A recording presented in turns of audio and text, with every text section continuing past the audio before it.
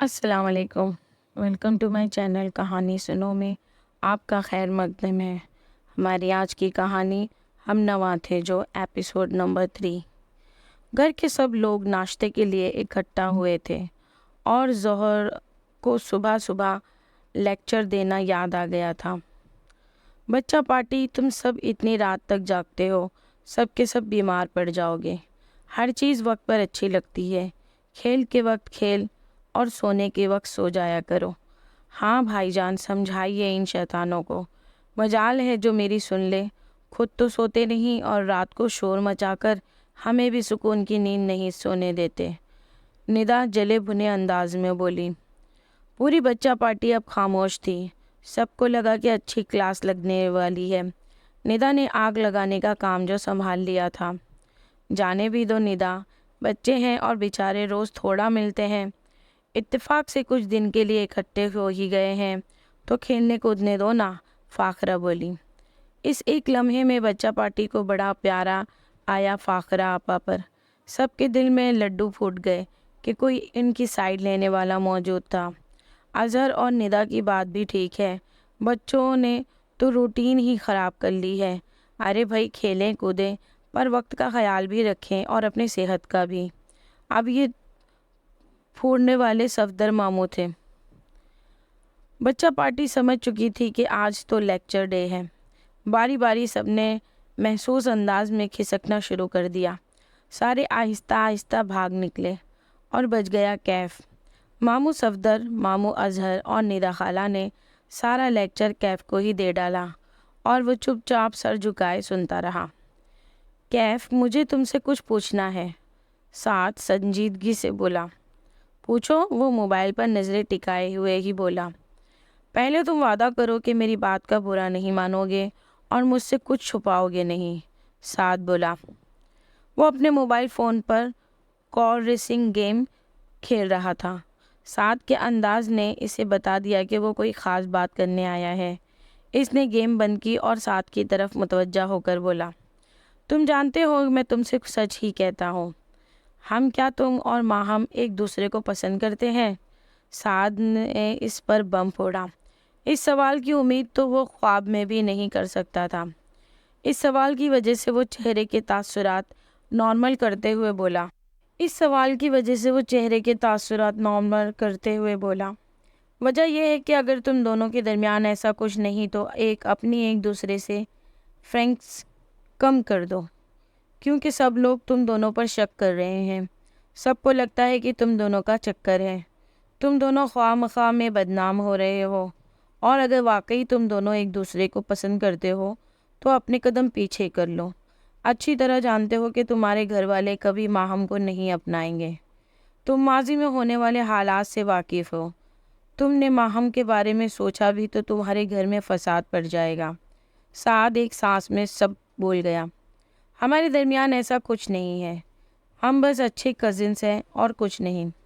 میں جانتا ہوں کہ مجھے اس راستے پر نہیں چلنا، مجھے دکھ ہے کہ کوئی کیوں غلط سوچ رہا ہے ہمارے بارے میں، اتنی چھوٹی سوچ کیوں ہے سب کی۔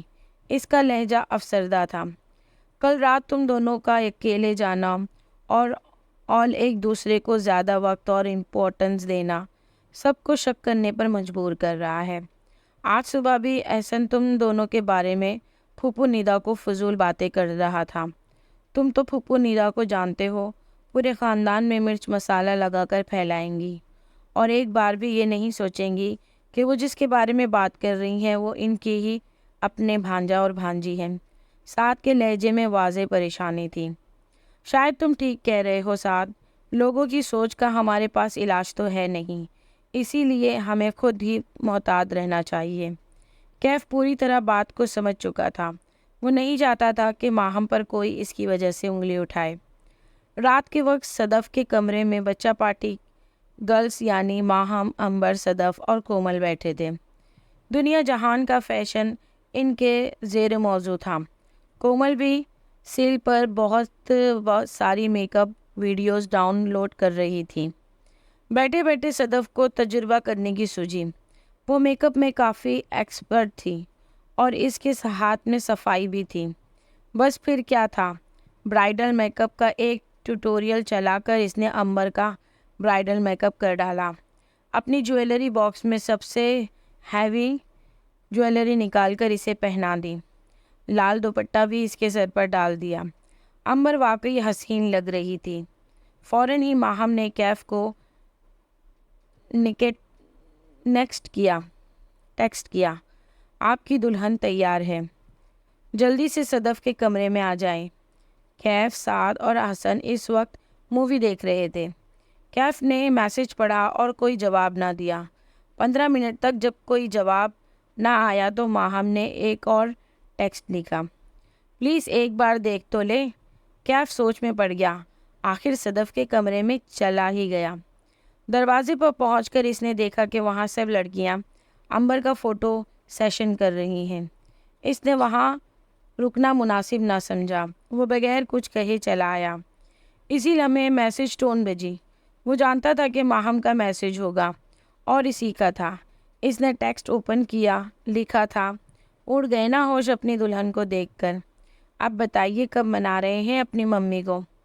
कैफ को उलझन सी हुई। वो अब वाज़े तौर पर माहम को समझाना चाहता था कि वो इसके और अंबर के बारे में ख़याली पुलाव पकाना बंद करे। इसने जवाब में लिखा, छत पर आओ, कुछ बात करनी है। माहम टेक्स्ट पढ़कर समझ गई कि अंबर के बारे में बात करनी है। वो फ़ौरन से छत की तरफ भागी। कैफ छत पे जा ही रहा था कि मामू सफदर इससे टकरा गए। अब वो इससे बढ़ती महंगाई और सियासत को डेस्क करने लगे। हल्की हल्की मदहोश कर देने वाली हवा चल रही थी। आसमान पर 14वीं का चांद बेहद खूबसूरत लग रहा था। यूँ लग रहा था कि जैसे इसके पास की हर शय चांदनी में नहा गई हो। सितारों से भरा आसमान ऐसे लग रहा था जैसे किसी शफाफ से कपड़े पर किसी ने कहकशा बिखेर दी हो। वो इसी हसीन मंजर से लुत्फानंदोज़ होती कैफ का इंतज़ार करने लगी। इसने फ़िरोज़ी कुर्ता और जीन्स पहन रखी थी। बाल हमेशा की तरह हल्की चोटी में गूंद रखे थे। चेहरे के आसपास कुछ आवारा लटें हवा से लहराने लगी थीं। वो चांद को देखते देखते चहलकदमी करने लगी। इसे इंतज़ार में आधा घंटा हो चुका था। कुछ थक कर वो फर्श पर ही बैठ गई और अपने सेल फोन में नुसरत फ़तेह अली की गज़लें प्ले कर दी। कैफ मामू से फारिग होकर छत पर आया। उस्ताद नुसरत का ये जो हल्का हल्का सुरूर है चल रहा था। वो इसके पास ही बैठ गया। अपनी नीली आंखों से इसे देखने लगा। माहम ने इससे बात करने के लिए गज़ल बंद कर दी। चलने दो, सुन के दिल को सुरूर सा मिल रहा है। इसने गज़ल दोबारा प्ले कर दी। मैं इतनी देर से आपका इंतज़ार कर रही थी, इसने शिकवा किया। मैं आ ही रहा था, मामू ने हाल अहवाल शुरू कर दिए, इसलिए कुछ देर हो गई। इसने सफाई पेश की। कितना प्यारा लग रहा है ना चांद, और कितने हसीन लग रहे हैं ये सितारे।